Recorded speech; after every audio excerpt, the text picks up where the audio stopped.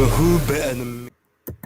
Ladies and gentlemen, welcome back to the channel and welcome back to the casual stream. Apologies for the slight delay from the original advertised time. A couple technicals. I was trying to figure something out and I could not find what I was looking for. I'm sure some of you will understand how that goes. But yeah, look, interesting. There's been some major developments. The thumbnail that you see up now will probably change at the end of the show. If not, then it will probably change by tomorrow, fix it up a little bit. But ultimately, that is one of the major talking points of today. I mean, I say a major talking point. It's not exactly like a out of the blue type scenario. I think we all knew that that would be taking place at some point. It was all about when it was going to be announced. From Alicia Baumgardner was a free agent from Matchroom. She didn't make it sound as if she was going to re-up with them. There was no other promotion in town that was gonna, be able to give her the right kind of platform that she wanted. Wouldn't have been Top Rank, wouldn't have been Golden Boy, wouldn't have been Boxer, wouldn't have been Queensbury, wouldn't have been the PBC, wouldn't have been Pro Box. So yeah, I guess after that little failed experiment on what was that platform that they was using, the the dining room platform. I can't remember what it was called now, and they showed it on the app for the last fight with Delphine Passoon. But as soon as you saw that Taylor and Serrano 2 on the Netflix, you kind of knew, okay, they got a lot of Puerto Rican women on the roster that are, sort of that they're working with an MVP at the moment. So you knew that they do seem to be championing like the women's game at this point in time. I'll give Jake Paul his dues. He's definitely doing big things over there. So it made sense that if he wasn't going to sign with Matchroom, the free agency thing wasn't gonna work. So it's there, it's here. Still trying to see if I can get in touch to. There's a couple of questions that I need answered. Hopefully, I can pull through a couple of contacts to see if I can make that connection work. It's long overdue, but yeah. I mean, look, congratulations to her. I heard rumors. I don't even ever want to do rumors tonight, but I heard a rumor initially that she wanted to sign with MVP 18 months ago, but there was an issue, hence why that signing never happened. I'm gonna leave that there for now. We might address that a little bit later on. But yeah, for right now, I just want to say what's up to whomever is rocking and rolling. Let's see who's in the building thus far. Okay, so we got the ever ready, ever present man like Philip Anson, number one in the building. Shout out to you, Philip. Mulla in the building as well. Shout out to you. Jonah 31 also in the building from early. The beauty of the pencil in the building. Shout outs to you. Big up the incredible base to kid. I appreciate that. I mean, I don't know if I'm quite incredible yet, but I'm working. I'm working on it. Philip, she signed them. Yes, she signed the contract. Alicia Baumgartner is now officially an MVP promotions promoted fighter. I don't know if it's a partnership or it's she's under the contract, but she's definitely a part of the roster. And funny enough, Nikisa from MVP, he actually liked one of my. I think it was I did a quote tweet on the thing, and I said it was I think I said something along the lines of, um, "This isn't a surprise to anyone. Hope it all goes well." And he liked the quote tweet, so they be watching. Most definitely, they be watching. Shout out to Nikisa and Jake Paul, fellow Capricorn, good lad. Always I give him that Capricorn duty tax. Alicia, Amanda as well. You know, good women right there. I guess that pulls apart any hopes of them two ever fighting, I know Alicia was pushing for that a little while ago, but maybe she's just happy to kind of be the next best up. But if and when Katie Taylor wins that third fight, maybe maybe MVP tried to get one last fight out of Katie and make it be, Alicia Baumgardner, almost as that, that final passing of the torch. Amanda can sort of pass the reins on to Alicia to try and do what she couldn't, and then Alicia can take the reins away from Katie Taylor to become the next face of women's boxing if they was going to run in some kind of mode like that. You never know. Uh, Pokes is live is in the building as well. Yes, yes to you.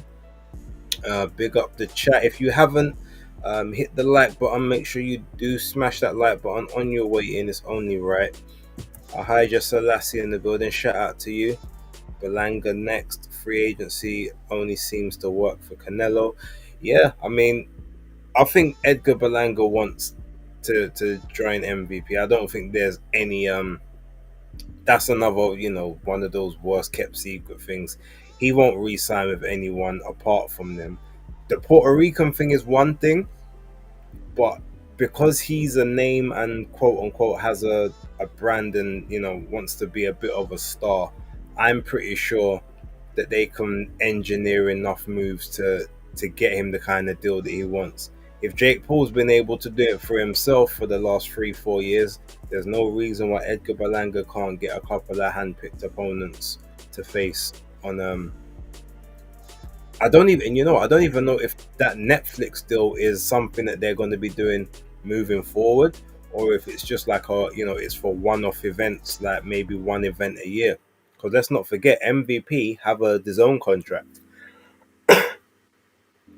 Amanda was supposed to box on DAZN, but obviously had the eye injury, so she ended up not doing it.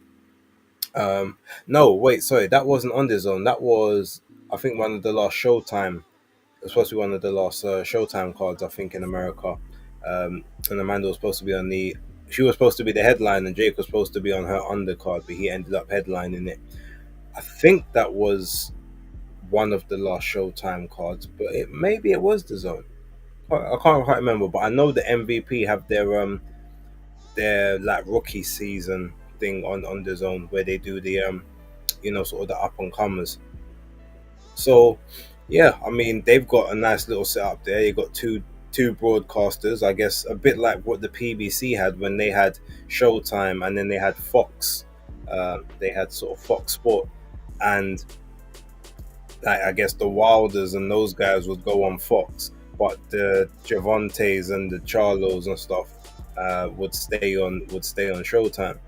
So maybe MVP doing the same thing with DAZN and Netflix. They do the Netflix a little bit here, but ultimately, like DAZN is where the majority of the content is curated. Um, let's see what else we've got here. Uh, Big up James in the building. Evening to you. He says, "What's happening with Chantel Cameron? Apart from complaints, I don't know. But you know what? They'll keep her. But look, she's with Queensbury. She's with Frank Warren. So I guess he's got a duty of care to kind of keep her busy.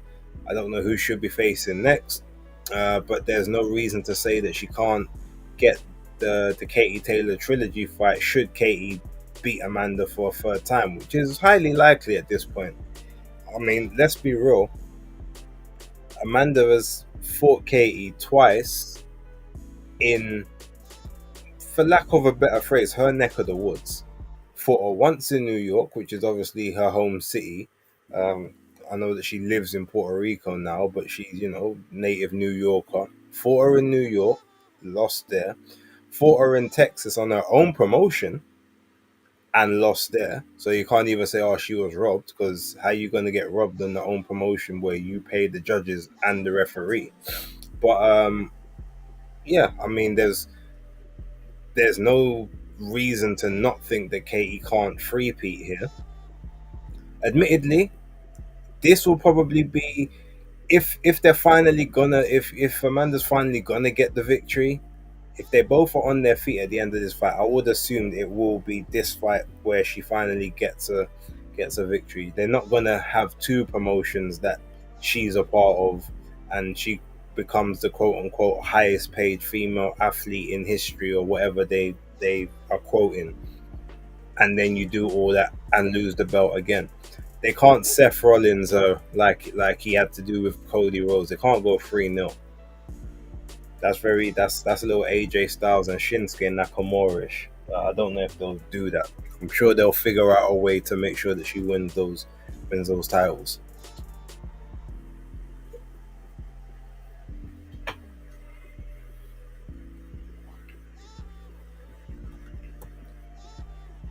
So she's still chasing the Katie rematch and telling everyone that Katie is right. I mean, that is kind of funny though if you think about it. Because before she was always like, "Oh, Katie will never fight me, never fight me." Then she fights her. All right, admittedly it was in Ireland and all that. Cool. She fought her, lost. Gave her the rematch where she got more money. She won the rematch, but all of a sudden it's, oh well, she never really wanted to face me. Never even, like, Katie is the only one that you can say in the women's boxing game, or maybe even in boxing in general at this point in time, is Miss Never Duck the Smoke. Like, anyone that's wanted to face her in and around her weights, like, she's faced all of them, with the exception of Caroline Dubois. But at that point, she'd already moved up to 140. So it's not like, oh, I'm, I don't want to, see you or whatever. It was like, no, well, I've moved up. I just won belts up here. I'm not coming back down. I'll get rid of these belts when I'm ready because I've earned that right. The same as Amanda's doing with the 126 belts. I mean, she's still holding on to two of them for some reason, stagnating the 126 division. She ain't fought there for almost 2 years at this point.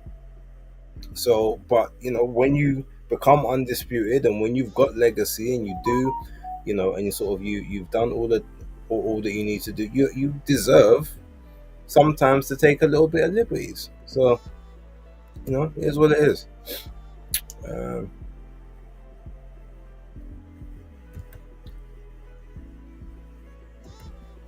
what's this? Any news about AJ, who he's fighting next? Also, what's your take on Parker as a viable contender for Usyk's belts? All right, shout out Pencil. So, AJ, there's no news on who he's fighting next, but apparently he is still injured. They're saying it's not like serious, but it's one of those niggly ones that prevents you from being able to really train properly. And I have one of those right now, so I can kind of understand. Uh, Like, I've got one. I can go to the gym. I can train. I can push weights, but I can't really get into my groove because I've got a little impairment on my shoulder. I would assume that if I was trying to go and train and stress, sort of stress train the way you would have to in in boxing, I'm pretty sure that I would either maybe do myself a further injury, or I wouldn't be able to go as hard as I need to. Therefore, my conditioning wouldn't be correct. So I'm assuming it must be something similar to him. In terms of Parker as a viable contender for Usyk's belts, yeah, Parker deserves a shot. Parker and Caballero both deserve their shots. They both deserve shots above AJ, for instance. At this point in time, he's had his opportunity and didn't get it done. They deserve theirs, whether they can get it done or not. They've fought the who's with it of the contenders in the division thus far. And yeah, I feel like it's only right that they do get opportunities. Now, for those of you who didn't watch Fight Talk Live on Sunday, and also apologies to anyone who was expecting a weekend wrap. I was going to do one, but I was very disillusioned with the weekend, and I think some of you could have told my energy from the last couple ones. It wasn't really enough, and it was only going to be me complaining about Nick Ball's level of opposition for the last. So I decided to do it on Fight Talk and leave it there. But that's on the channel, obviously. If anyone wants to watch, that is kind of like my weekend wrap up. But yeah, in terms, I was saying on there, I think that basically the way it's going to play out, Joseph Parker is going to get the Usyk fight because he's not going to want to step aside, and in the interim, Daniel Dubois is going to face Derek Chisora because Derek Chisora is number 2 in the IBF rankings, the voluntary, and it's the Derek Chisora. He can go sail off into the sunset and say he's going to attempt on his 50th and his final fight in the game to become a world champion and get the whole crowd behind him, etc., etc. Um, Frank, I saw an interview from Frank Warren. I think it was on Box Nation about 5 days ago. It would have happened now 5 or 6 days ago, and he said that Daniel Dubois' next fight will be in the UK. So we know it's not a Saudi card, and chances are, that means it's either going to be happening Tottenham Hotspur Stadium after the season's over, or it's going to be a O2 or a co-op live type situation. And unfortunately, the whole Derek Chisora thing is makes the most amount of sense. It's a name that you can sell to the casual market. It's a fairly low risk opponent at this point in time, en route to another potential undisputed fight. It can sell and it will gain interest, it will gain intrigue, and Derek will be able to sell it. And him and Daniel will probably have some entertaining exchanges at a press conference. As much as I don't want it to happen, I still see it happening. I could be wrong. I'm not saying this is set in stone. This is me speculating and hypothesizing based off of the evidence that I have in front of me in terms of those rankings and everything that I've seen and whatnot. But usually when I have these hunches, more times than not, they do end up being either correct or partially correct. So we'll have to wait and see. But hopefully this is one of those ones that man gets horribly wrong, and I'll be happy if I do. Sky and Tiara Brown are fighting this week. I think Sky wins easy. Yes, that's on the Kambosos card. George Kambosos has got a new opponent. I think his name is Jack Wiley. Because the what's his name, Dan Yun or Yun Dan, he's some sort of medical issue and has had to go back to his country. I'm not sure where he was from actually. I think it was Cambodian, but I could be wrong. So yeah, so now they've got an all Aussie main event. With the guy, I think he's like, what is he, 15-1 with 14 KOs, something like that. So similar to the Yun guy, they're definitely trying to put Kambosos in there with a guy that can crack. That's an interesting scenario. But yeah, Sky Nicholson, Tiara Brown's on that undercard, and so is Shanika Johnson and Nina Hughes. So looking forward to that card. Man like Dispect87, shout out to you. Bless up, base rate, man's grafting, like and share the thing. Yes, please, like and share. I'll admit though, my level of graft over the last few weeks, it's been adequate, but it hasn't been probably where it needs to be. There's a few things that I've been trying to sort out, like, outside of the views, and until I kind of get certain things where I want them, I just haven't had enough time to really sort of drill down on this. Plus, I got some computer games that need to be played. Like I'm trying to not just buy games and have them sitting down anymore. So I've got to be playing those. Got to be in the gym. Got to be at work. There's just not enough time in the day. That's why, to be honest, I'll do the lives a lot more now than do videos, because the videos take up. They don't even take up more. They actually take up less time, but it's more energy because there's the editing and all that sort of stuff. The live, I can just come talk to you like live, direct, instant reactions, engagement, and then as soon as I lock it off, it's just there for everyone to check.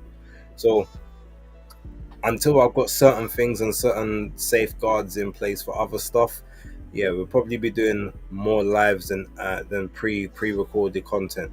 And at least on the live, when things happen, you can react to them in instant time. Nothing worse than when you do a video and you just put it out, and as soon as you put it out, the information in the video becomes wrong. That's happened to me a couple of times. It's not fun. Philip, what's his name? What do you rate out of 10 the Skull and Canelo card? Um, if I'm rating it like a Canelo card, I'd say it's a strong 9, 9 to 9.5, because historically Canelo cards are quite trash. Not all of it, like there might be one or two sleeper fights, but generally speaking, Canelo cards ain't great because obviously he's pulling in the majority of the money himself. But this one, based on Canelo standards, is serious. There's a, I mean, look, a Jagber and Bacoli, there's already the intrigue because before you might have thought, oh, Bacoli just runs through him, but after what happened with Joseph Parker, the next thing you're wondering is, oh, like what happened, like, is he gonna be okay, like is he gonna have the PTSD, can he come through it on his next fight, all of that, so that gives a Jagba more of a chance to, in people's minds, to get the victory. um Badu Jack versus Ryan Rositsky, that is the fight I'm looking forward to. Now Ryan is very crude as a boxer, very crude. He's not the he hasn't really got the skills like that. But in terms of just toughness, power, raw aggression, and dogged determinedness, he's a monster. He's a nasty piece of work. He's a nightmare. I still remember the fight between him and Oscar Rivas when he moved up last second to try and win the Bridgerweight title on short notice, and he gave Ortiz all he could handle. So yeah, I mean, not Ortiz, Oscar. Sorry. Yeah. So, yeah. Look, I mean, I'm looking forward to that fight. Um, the rematch between Serace and Munguia, I think that would be a good fight as well. I know where I'm leaning on that one, if I'm gonna be real, but um, based on obviously what happened last time, there's intrigue there. So yeah, as a Canelo card, I'd give it a solid 9, 9.5. But as a card in general, I'll say about 7. A strong between 6.5 and 7.5, somewhere. So anywhere between that range. It's a solid card. It's gonna be worth the pay-per-view money, provided obviously it's not extortionate in the UK. Because let's be honest, they're gonna charge us, and I always say there's no reason why we should be getting charged for Canelo cards that are. But actually, I say that I just remembered. Obviously, it's going to be in Saudi, and so it's going to be more on the U. Oh wait, no, it's not, because they're doing it for a US market. So it's actually, the fights are going to be taking place like early Sunday morning. I think like 6 a.m. or 7 a.m. Sunday morning for the US crowd. So yeah, okay. So in that sense, we shouldn't have to pay for it, but we will have to. Um, Speaking of which, I did mention this on Women's Crushing It Wednesdays last week when I was on. Shout out to Christine and the rest of the ladies. Who's it? Christine, Crystal, Nika, and there was another lady on there who sports something.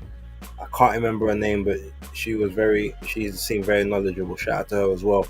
I said on there, we've got 3 pay-per-view cards, all on the zone, all by Turkey Al Sheikh, in the space of 1 week. I want to know how they're going to play that, because that, not to go off on a tangent, but that can't run. You've got Eubank and Ben on the 26th of April. Then you've got Ryan Garcia and Rolly Romero and Devin Haney and all them lot on the 2nd of May. And then you've got Canelo against Skull on the 3rd of May.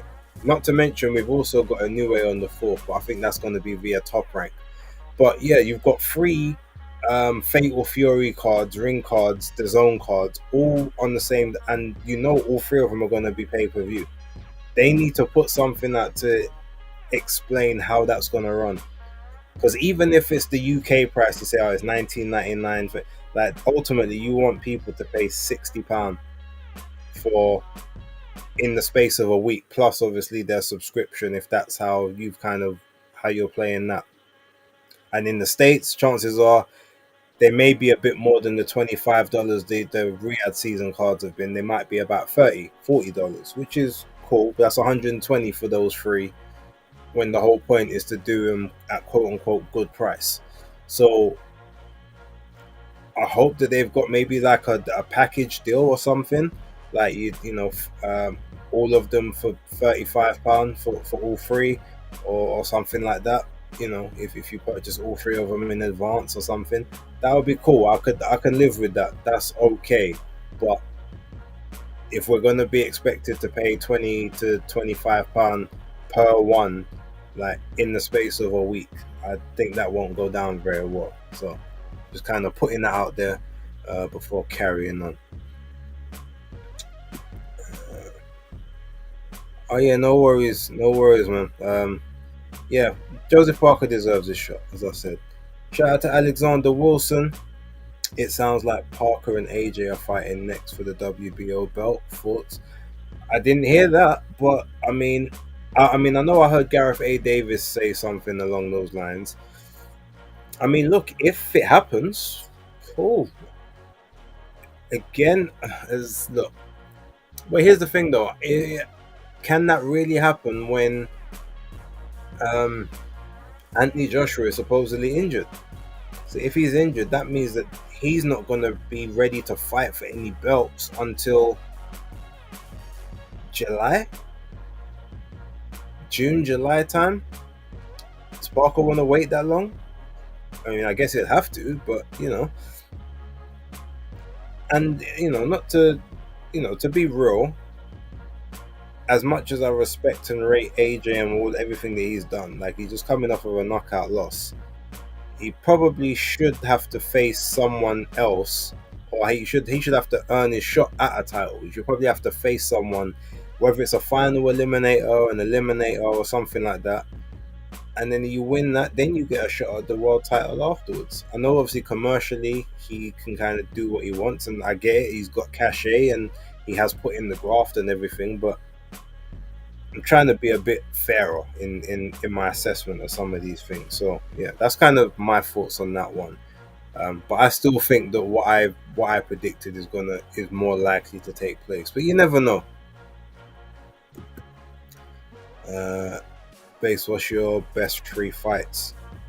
Best three fights where? On the Canelo card, or send in another message? Just tell in what context you're asking, and I'll answer that as soon as I see it. Apologies because obviously sent that a little while ago. I don't know what I was saying back then. Base, who's your favorite 5 fights to watch current?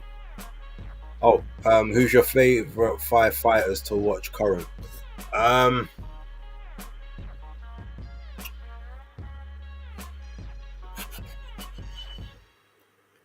To watch.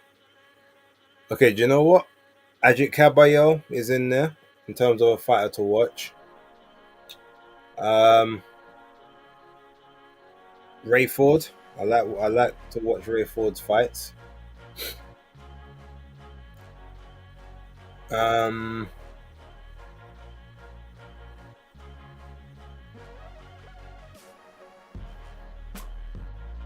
Who else?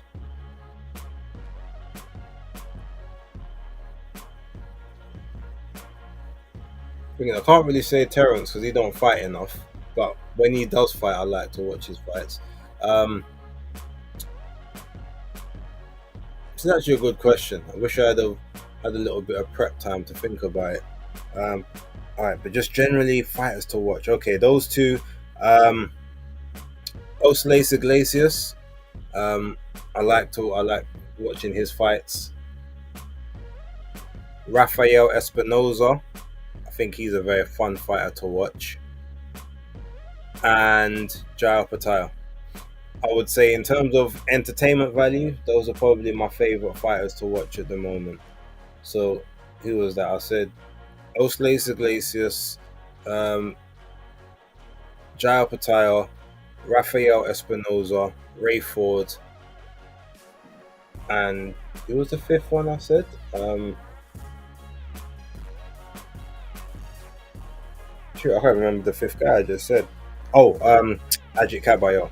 Yeah, he needs to fight more. He needs to be busier. But yeah, those are, I think those are my favorites to watch at the moment. Uh, PTSD from a Jagbar of all people. No, not PTSD from a Jaguar, but I was saying they might say, oh, like the PTSD from the Joseph Parker fight, and that might give a Jaguar more of a of an opportunity. Shout out to Fight Sport Talk. The card is poor. Okay, fair enough. Big up to you, and I respect the opinion. Again, like I said, for a Canelo card, I think it's a strong nine, but maybe you have different thoughts. Shout out to Dylan Goodridge. Evening. What do you expect the 5 versus 5 card to be in this summer? AJ versus Fury or another Warren heavyweight main event? Um, well, I heard the last time they was talking about 5v5. From what I heard, I think they was talking about matching more of the local talents and prospects together rather than the actual like big names. So even though it might be like a Riyadh sponsored type thing, I don't think it's gonna be like the big names or the best of the best. And if we're being honest, it can't they can't include heavyweights, because if they include heavyweights, then like Eddie Hearn's already at a massive disadvantage. Unless it's just gonna be Justice Hooney and Moses Atalma. That's the only match that you can make that you could say is relatively like fair. Outside of that, Eddie Hearn he's got 4 heavyweights on his roster that are actually signed to him. One of them is basically on his way out, Anthony Joshua. He's one loss away from retiring, and he's probably got no more than 18 months left in the game. By the end of 2026, he's gone. You've got Terra Moana, who obviously very exciting, but very green, just come out of the Olympics. You've got Justice Hooney, he's a very small heavyweight. The jury's out in the wider public as to what he can be. And then you've got Johnny Fisher, who is no better than domestic level. Probably at this point in time, we don't know if he's English level. The Southern Area title is the only thing that he's won thus far. And that's not to slate him, but he's not in the mix. So, yeah, they've actually, the only contender that Matchroom have got is Justice Hooney. And at this point, people don't know if he's an actual contender yet, in that sense. So, yeah, any 5v5 has to not include heavyweights. And technically can't even really include cruiserweights, because Frank ain't got no cruisers. So the same way that Frank can be a bit of a, be a bit of a generals in the heavyweight division, Eddie can do the same thing with the cruisers. So it's got to be light, heavy, and below in terms of the weight classes.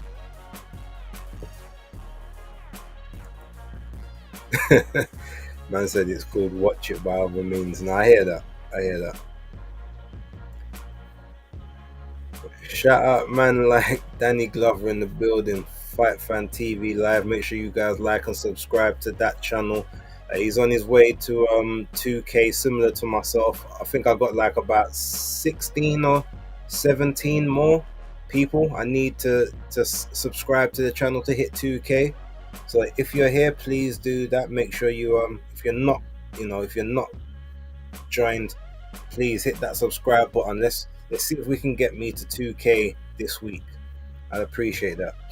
Interesting times for my side piece, AB. I mean, I hope that the missus don't watch the show. That's all I'm saying to you. 26 people in the chat. Yes, I don't even know what the likes are, but they better not be disrespectful people. Please. That's all I ask. Let's not have some disrespectful. Let's have some parliamentary procedure in the likes. Let me even check what they are right about now. Okay, no, that's good. 21 live viewers, 20 likes from what I can see from the stream just yet. So that's nice. That's a good ratio. We like that. Appreciate it. Philip, why is AJ getting such undeserved title shots when coming off a humiliating defeat? Money. He's still a money man in the division, and he still brings eyes and attention to an event. So he shouldn't get them until he's earned it. But I guess he'll say his career has earned it. Okay, yeah. So you meant fighters. Um, okay, disrespect. All right, my bad, bro. Like fights you've seen in the past. Oh, okay. Right. So let me just double check. You asked what my top or my best three fights that I've seen. Um, okay, Hagler Hearns is always in there. That's in there. Nigel Benn versus Joe McClellan. Obviously, I know it didn't end necessarily in the best of ways, but that fight's in there. Um, I mean, there are recent fights I could talk about, but history is so much more fun. Um, I think, and also, I like Ali Frazier 3. Those would be like, if I was going to say like my top three fights in terms of ones that I remember, my entertainment factor, those. Now, the only one of those that was actually within my, I guess, my technical era, if you're going to look at it like that, was Nigel Benn and Gerald McClellan. Because I don't even think I was, I'm trying to think, was I even alive when the other two were done live? Not definitely not Ali and Frazier 3. Um, Hearns and Hagler wasn't that was like was that late 80s? I think I might have just been born in that one. But yeah, only one of those I actually saw live, or I guess on tape delay in the UK, which was Ben and McClellan. But other than that, yeah, the other two. But I love watching the videos back. But if you're talking about modern, my three favorite modern is Connor Walker and no, sorry, yeah, Connor Walker and Lewis Crocker is up there. One of the best fights I've seen live. Um, Rayford and Oktobek Kolmatov. I think just for the sheer like the drama in that fight, I think was amazing. And the first, well, to be honest, I'll give it the first and the second Bivol and Beterbiev fights for a totally different reason. Just in terms of the technical prowess and the intrigue, the suspense, and the entertainment. But I would also put I would also add Smith and Boatsi in there in terms of recent fights. Let's see what else have we got. Sam Jones was suggesting Taylor versus Jack 3 for the 5v5. Okay. Okay. I mean, if it happened, I'd watch it. I guess that would have to be at 147 though, because Josh Taylor ain't getting back down to 140 unless they did it at catch weight, maybe 144. If he could maybe make that. Man like North Bank Brennan in the building, shout out to you. Salute, salute. Stats Killer, big up. New name. Do you think Dubois will do better against Usyk in a rematch, or is he just too basic for the likes of Usyk unless he lands one big punch? I think he'll do better, but not by much. I think ultimately just the Usyk style, because Usyk is able to kind of take away Dubois' jab. I think that's where the Dubois can't really.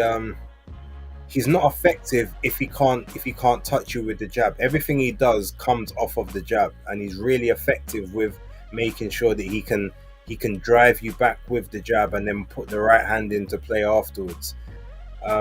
He's not very good when he has to lead with the right hand alone, and Usyk knows how to take that away. So he may do a little bit better in terms of might just try to be a bit more dirty roughhouse, but I can't at this point in time, unless I see him in his next fight do something different, I couldn't see him, you know, do much better.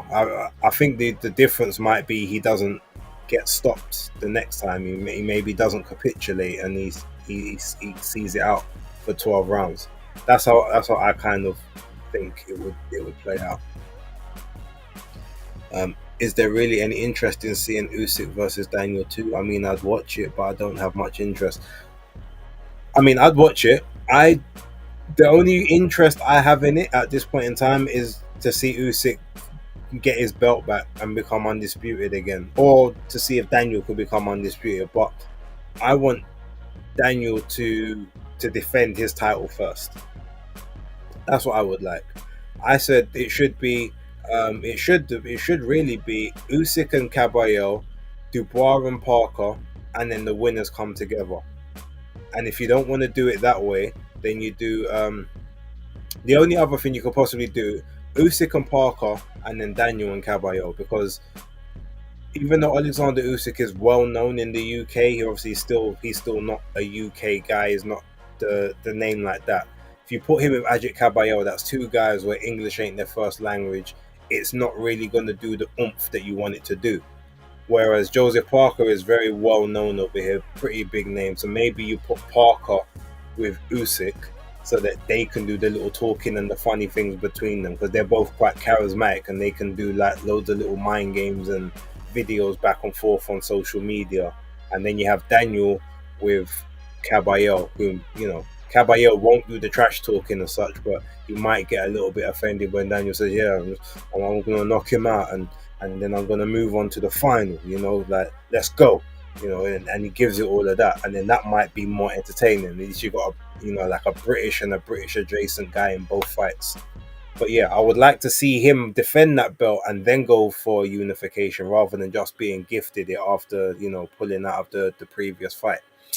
Um,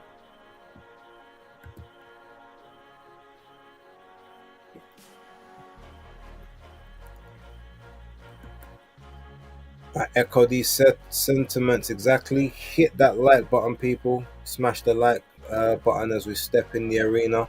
Yes. Castillo versus Corrales. Yes, North Bank. That would make my top 10. If we're talking of all time, 100%. I mean, that potentially. The others are more memorable to me. But yes, that one, I mean, there's an argument it should be in the top 3. But it's definitely in my top 10. Um, the funny thing is, though, when you look at the whole fight, even though it's a good fight, it's only really like, it's one of those fights. It's only viewed as being that good fight because of what happens in those later rounds, where Corrales, is obviously knocked down several times, but then manages, the referee allows him to carry on, and then the same thing happens to Castillo, and it's just the back, and then it's that little right at the end, and you're like, Rob, but this man's been dropped that 3 times, and you ain't saying nothing. This guy, he's still on the ropes. He's not out on his feet, but it's that scenario. So the intrigue is what gives it a bit more of a oomph. But yeah, no, it's definitely in the top 10. It's probably in the top 5. Man like Ellis Palmer in the building. Big ups to you, Ellis. Shout out. Respect you for being here. I hear them ones base. Smith versus Buatsi, my favorite of recent times. Yeah, I mean, look, recency bias might be a thing because it's one of the ones you're kind of remembering vividly, but it was a great fight, and it was the fight that basically set the tone for the entire card. Because I think people stuck around even through the fights that weren't all of that because they were still hyped up off of that fight, and it was almost like you needed fights that weren't as good to kind of bring your emotions down so that you could concentrate in the main event. So it was and obviously being followed by Caballero and Zhang was a master stroke because there was 2 real good action packed fights. Then you had a little bit of a lull up until we got to the chief support, which is obviously just like a little two round blowout, which just sets you up nicely for the main event. So Looks like Matchroom ready to announce Bam next fight soon. Yeah, I think he's supposed to be fighting former Layla Kafu. I think that's who he's going to be fighting next. I don't think it's Puma Martinez, but Eddie did say it was a unification. So I think it's former Layla Kafu, which is a good fight, to be honest. I definitely would be intrigued to see how that one plays out. Um,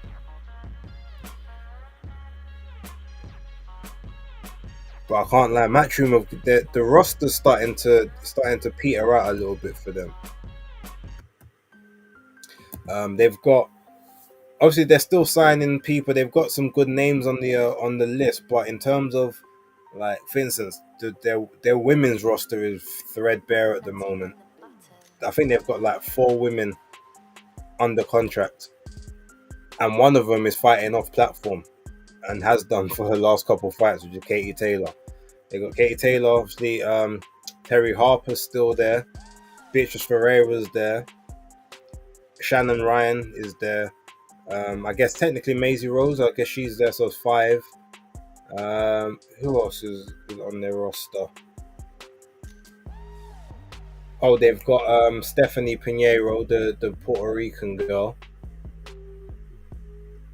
They don't have Erica Cruz anymore.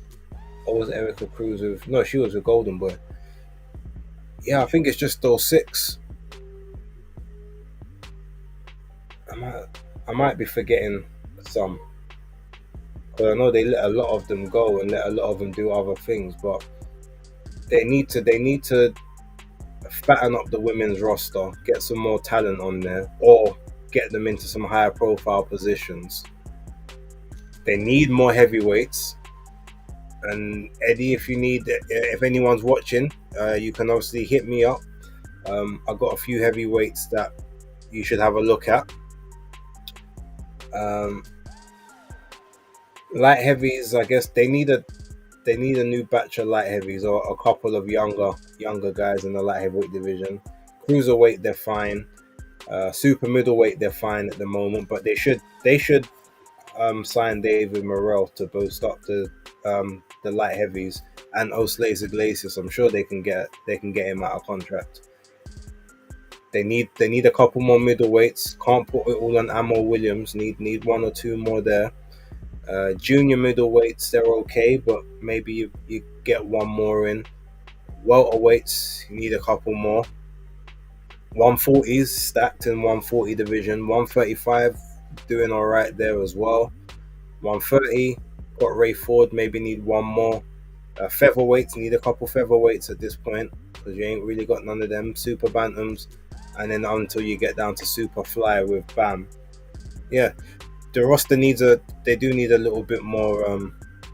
Oh yeah, they got Sandy Ryan as well, so they got 7 women, but again, Sandy's fighting off platform.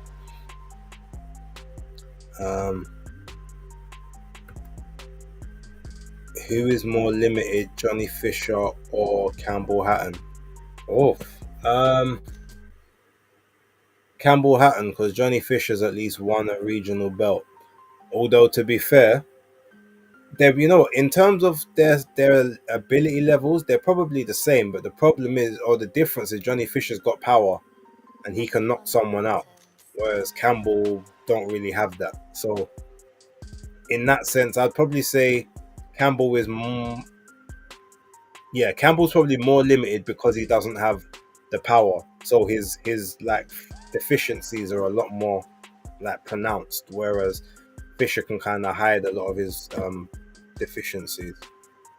But he seems like he takes instructions a lot better than Campbell does currently.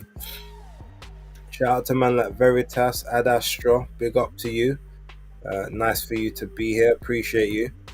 Ahija Selassie, off topic, what do you make of Cena saying the public made fun of him for 25 years? Yeah, that was amazing. I was in the cinema with who was I with? I can't remember who I was with. But anyway, Raw, I thought Raw was coming on at 8, but it ended up coming at 7. So literally, the film I was watching I weren't really interested in. So I was literally watching Raw with my headphones in, like in the cinema. I was that first hour, I'm literally there watching the promo. And in terms of the way that he's done the heel turn, I mean, look, technically, if anyone can actually say that, it's John Cena. He has been the the butt of the jokes for 10, 15, 20, 25 years, and he has put up with it, if that's how you want to frame the narrative. um and the people take and take and take, and it was never enough and all of that stuff. I mean, look, it's classic heel stuff, but when it comes from him, because he hasn't been heel before, it's a lot more believable, and he delivered it great. So I'm looking forward to what he does next week on Raw, which is weird because him and Cody are doing Raw stuff, whereas Roman and Seth and them man are doing SmackDown stuff. Even though Seth and them man is on Raw, and so is CM Punk and that, but they're all doing SmackDown. But Cody and them is doing Raw. It's weird. Speaking of Matchroom, Base, do you think is in decline? Because I was watching Hatman, I knew he was going to say that, and he mentioned Frank Smith calling for retirement too. So it's the end. Yeah, I saw the interview with Frank Smith. He said he said within 5 years, he said by the time he's 37, he can't see himself doing what he's been doing. He wants to have children, and he wants to be able to devote time to children, and do some of the things he hasn't done before. But you got to remember, Frank Smith has been at Matchroom since he was 14 or 15. Like, so he's literally been there 17 years. He's almost a fully grown adult in terms of the amount of years he's been in the company. So by the time he's 37, we're talking that's technically 21, 22. Like, he's become an adult. And he wants to do other things. He wants to have children, and I respect it. Eddie's a little bit different. He was born into it. So in terms of, look, are they on the decline? Yeah, they're not as dominant as they were. Obviously, Frank's taken over the heavyweight division. Eddie he's strong-ish in other areas, or he's competitive in all the other areas, but the 5v5 loss really kind of hurt him, I would say. Basically they're using like Turkey's resources as kind of showed how the models were different.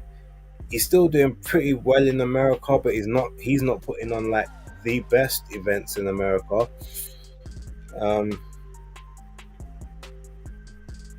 Pound for pound, probably you would say MVP are currently putting on the best because of the Netflix thing with Jake and Tyson, Mike Tyson. And then obviously PBC were putting on, their last year on Showtime, probably put on the two biggest events of that year. So yeah, like they're not, Matchroom aren't the big juggernaut that they were 2 years ago, 3 years ago.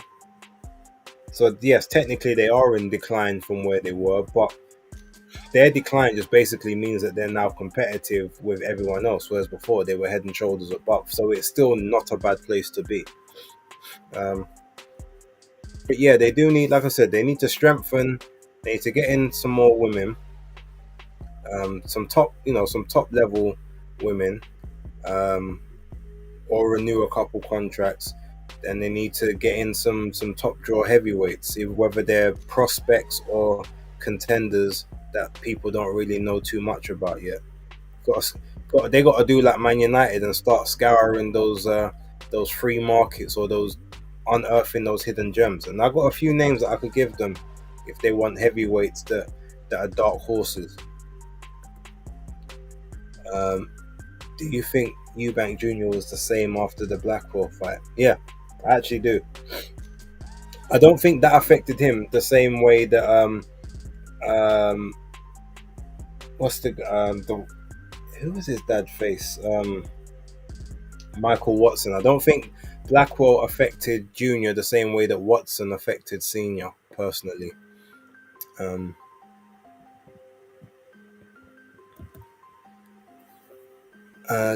you think Holly Holm will do anything in boxing when she's back? Um, at a certain level, yes, but you got to remember Holly's like, what is she, about 43 now? 42, 43. Like she's a, she's an older lady. When it comes to sort of the people in, especially in the weight classes that she was in, like the upper level girls, she's not ready for that. She won't be able to handle that, especially being away from that for so long and having to focus on everything else, the grappling and the kicking and the takedown defense. She hasn't been training just boxing for the longest time. So yeah, she'd be a name and she'd be a good name on someone's record, but she won't do anything like of note, I wouldn't believe.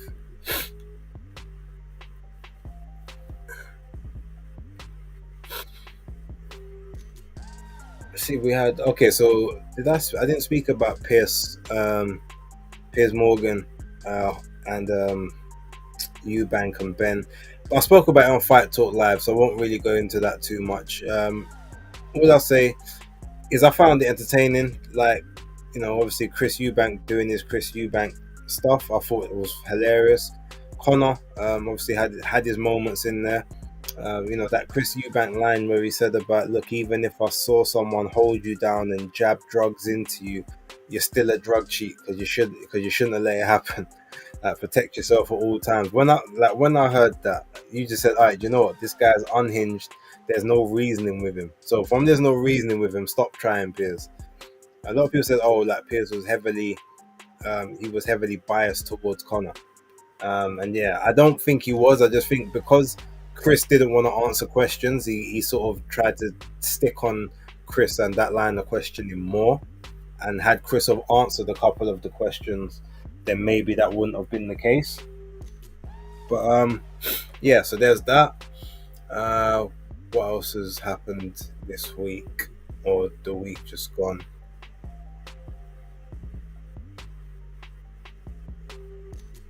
Not sure. I think that's pretty much everything that I can think of. Ultimately, um, we're gonna see Alicia Baumgardner on MVP. So you know that she's gonna be the co-main chief support to that all women's card.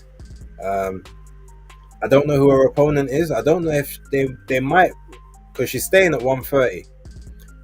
They might run the Delphine Pursoon fight back because of what happened the last time. I can see that being the case.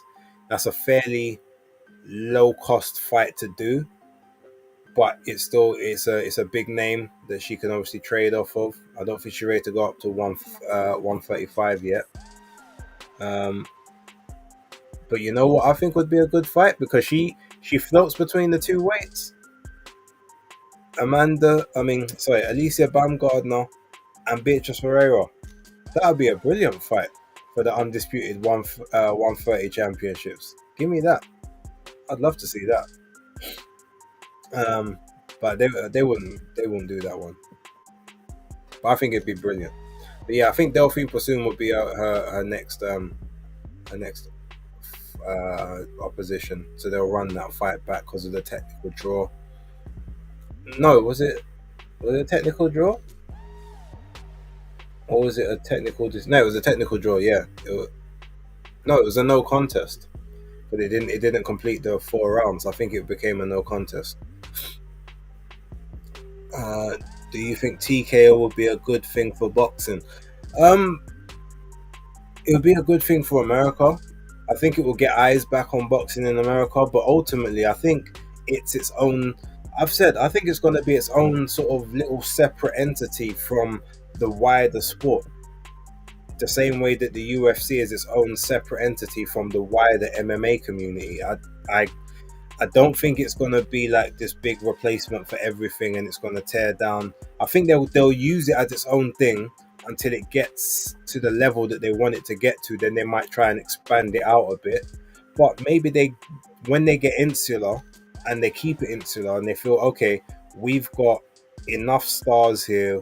We're happy doing this. Like nothing's really we're doing our own thing where no one's bothering us, no one's hassling us, we've got our own little good product, let's carry on.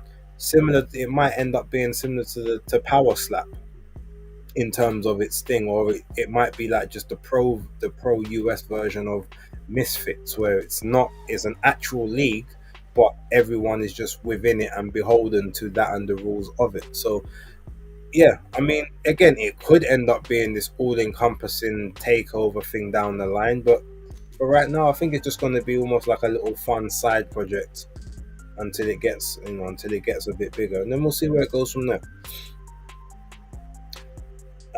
I don't get the notion that Matchroom is on the decline or going down. Every business goes through a cycle.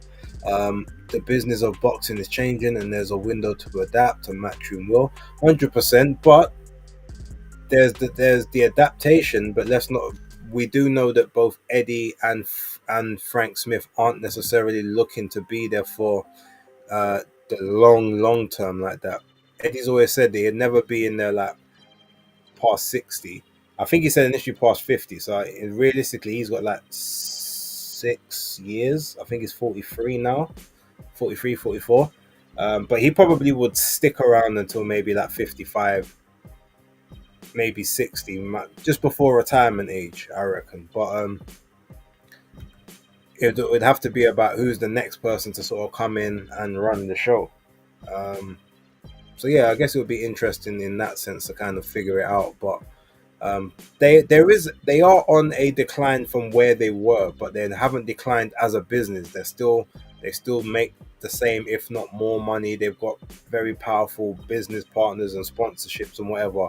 So in that sense, they're really good. But the product and the stranglehold they had is probably actually, if you think about it, the product is actually maybe a little bit better because they're having to be better. They're having to actually do a lot more 50-50 matchups. And if anything, Matchroom is the home of the upset, which means that it's always worth tuning in because at any point and any time, someone can get beat.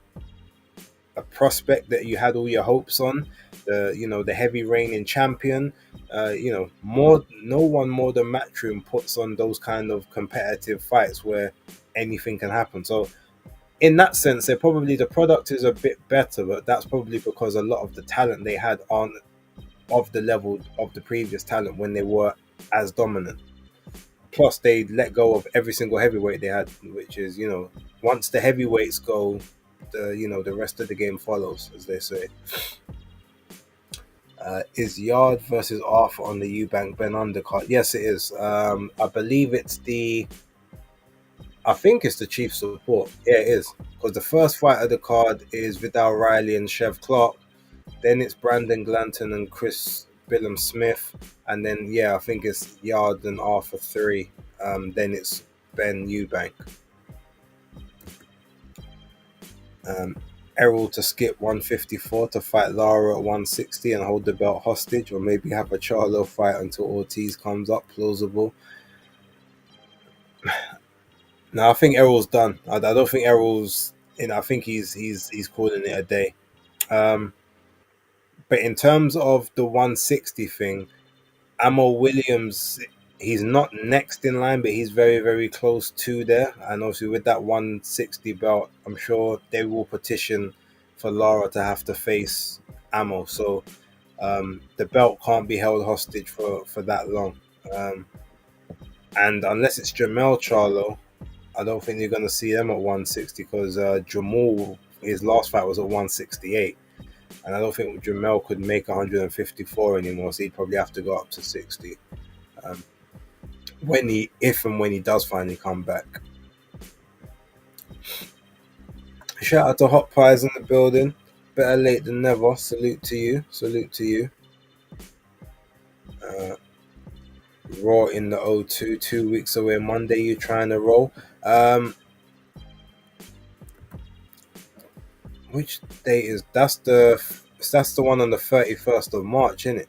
Yeah, unfortunately, no, because I didn't go and buy them tickets. Them tickets are hella expensive, and I've literally going on holiday like 3 days later. So I'm trying to save all my holiday coins as much as I can. But if I heard that NXT is supposed to be coming here that Tuesday, that might be a more viable option because those tickets would be much cheaper, and there's a bunch of NXT talent that I haven't seen live that I would like to see, Roxanne Perez included. Base, what fight are you looking forward to the most on April 26th? Chris Billum-Smith and Brandon Glanton. That's my fight of the night. A lot of people said they want to see Chef Clark and Vidal Riley. Obviously, people are looking at the Eubank and Ben Carr, but for me, it's Billum-Smith and Brandon Glanton. That's the fight I want to see. Saudi is sick, but imagine the US or even better UK fight fans there. Well, yeah, when they go over, it is a good vibe. But to be honest, I do like the idea of people not having to drink or having to have illegal substances or whatever to be able to have a good time and make noise and cheer and whatnot. Don't get me wrong, nothing wrong with a little beverage or two when you go out, but the way some people use that as a crutch is that, oh, I can't have a good time unless I've got some alcohol in me or some sniff or whatever. That's one thing about the Saudi culture and the Japanese culture that I've not got any issues with, and I would probably like to see a little bit more incorporated in the West.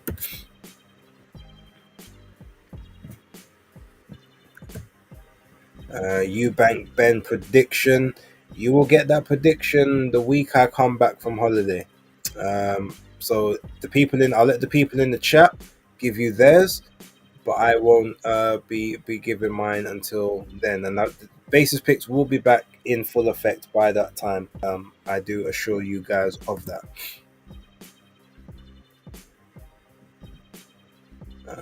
So Despec thinks Eubank stoppage. Interesting. Do you think Eubank Jr. enraging Conor will help him or backfire? Conor might fight better angry. I don't know. I mean, to be honest, Conor's always angry. So it's a bit like the Hulk in the Avengers. I think he knows how to channel his anger. So yeah, I don't think it really. I don't know if it backfires on him, because Conor's gonna fight the way he's gonna fight anyway, regardless of what Chris is doing. If it was someone else, Chris might be able to change up how they act, but I think Conor is just Conor, so I don't know. I don't think it really changes much. They want to get off their face and 7 pints down their throats and sing Sweet Caroline. I mean, they can still sing Sweet Caroline. You have to be that drunk and spaced out, but it is what it is. True say, man, drink up too much and get wild. Yeah, and it's funny because obviously a lot of the time they want to drink, and then when they say, oh well, it's the alcohol that made me do it. Like, no, you just wanted to be an ass, and the alcohol was just there, and you're trying to. It's like when people have to, you got the animal, the pet, the dog, and like the dog attacks someone, but it's like, oh well, but the dog only attacked them because that's how you train that dog to behave. You know what I mean? It's like, anyway.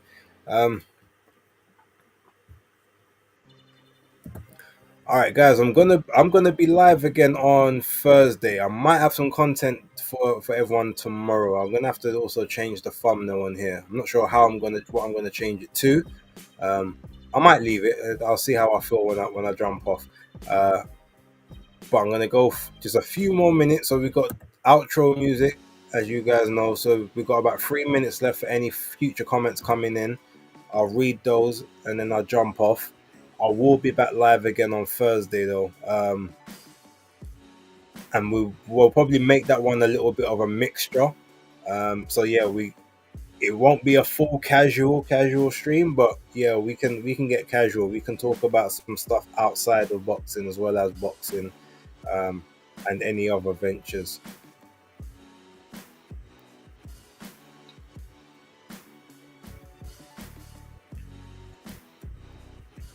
Conor is always angry. Yeah, like I literally don't think it changes much.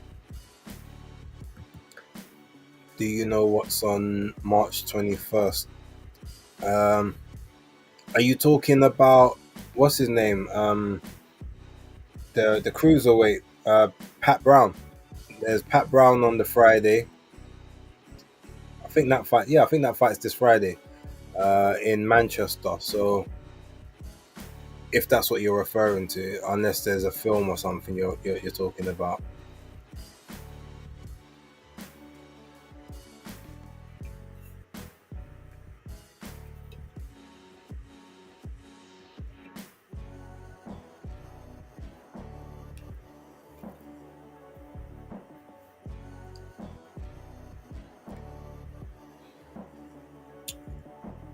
Um, okay, yeah. So,